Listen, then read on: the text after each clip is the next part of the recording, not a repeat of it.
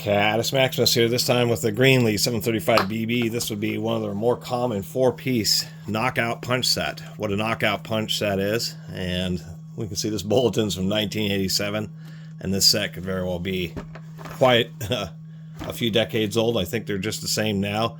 They basically went through 2 different generations of these. It's a tool for simply punching holes through sheet metal, but you still have to drill a hole big enough to use one of these 2 bolts.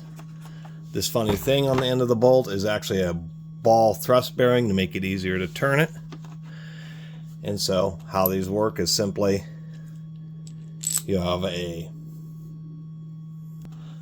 die and you have a punch, and you have to drill a hole through something big enough to pass the bolt through. Then you thread this on the other side. Then as you draw it closed, those sharp teeth just cut out a little wedge.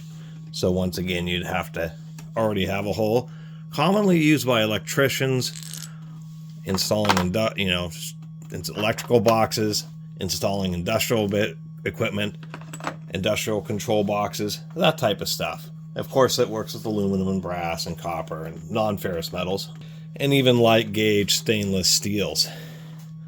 Other than that, GreenLee has these. This set is pretty expensive. I think it's around $250 retail for the ball bearing set.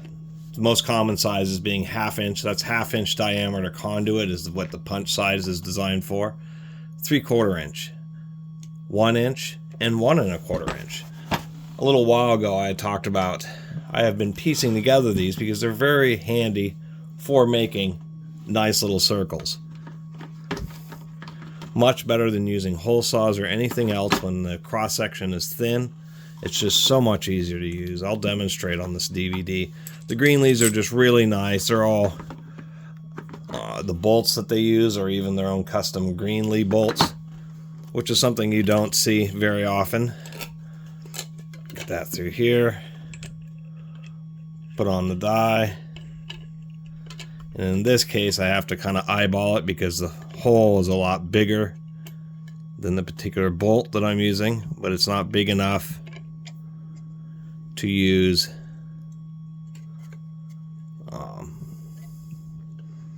the larger size units. So you just have a drill bit, or more preferably a step drill.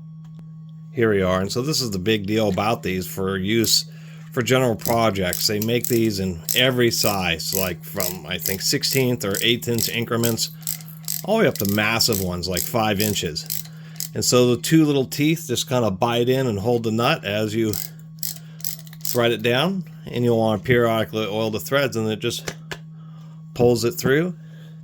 And that's the beauty of one of these things, is it just makes a really nice hole. The side that has the cutting teeth, the punch, there's a real slight burr on one side, but the side that it pulls through is already pre-rounded, so you just plan on pulling it from operating the wrench like on the inside of the electrical box. That way it's easy just to pull it through,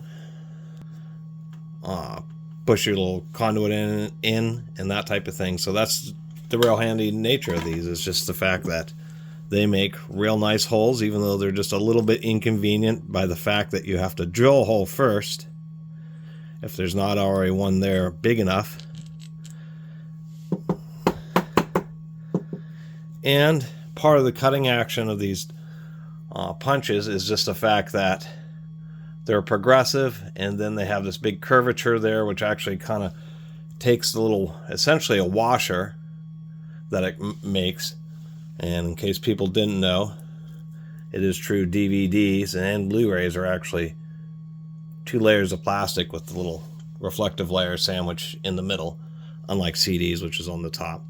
Anyway, makes beautiful little circles, semi-crimps the little remaining washer so that it comes out of the die a little bit more easily. And interestingly enough, this little piece of paper actually has a listing, and I mean, it is 1/2 inch is indeed the smallest, but they make ones all the way up to 5 5/8 of an inch, which is crazy huge for a punch out set. I do have some large punch out sets. I have like a Weaver set, hydraulic. So they make real heavy duty versions of these that have a hydraulic piston and pump. So the one thing I wanted to point out is there are kind of different styles of dies. As we can see, both of these are 3/4 inch, but this has like a V style die, and this has like a real sharp point, and it's real thick. You can see that it's actually beveled this way and inwards this way. So I believe this is more of a heavy duty one. This one style is for just a bit thicker materials versus just this, which is really for a little bit thinner materials. And then there are some, it seems like the older ones where they actually had 2 flats, where they've gotten rid of that in the more modern ones. And these are good old, what the older ones look like. There just isn't much difference besides an improvement of adding the ball bearings. And this happens to be 1.5 inches, so this set goes to 1.25 inches. So I have a couple duplicates, but 1/2 inch through 1.5 inches is actually, you know, pretty cool. And that's all there is to really say about these sets.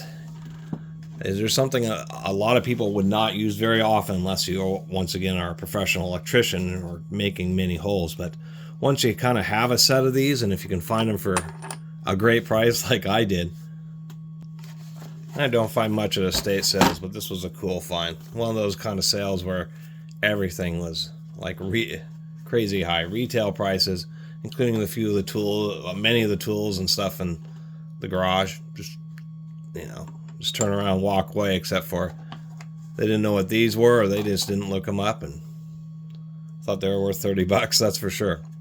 Other than that, the little case is great, but it has the in-molded hinge, as you can see, already starting to split. That's the worst case about in-molded hinges versus the ones that use plastic pins. Of course, the thing that you do is you have to go to like a hobby store or go to the hardware store and find some thin little hinge and some super short screws, and you just cut this webbing off and put a little hinge on there. Is the only way to really get around it. But these blow molded cases do protect the tools pretty well. And there's nothing that leaves a hole quite like knockout punches. Specialized sheet metal hole punches is what they are, and they work well, that's for sure. And the holes are really round and really accurately sized. Anyway, really appreciate everybody who's been watching. See you next time.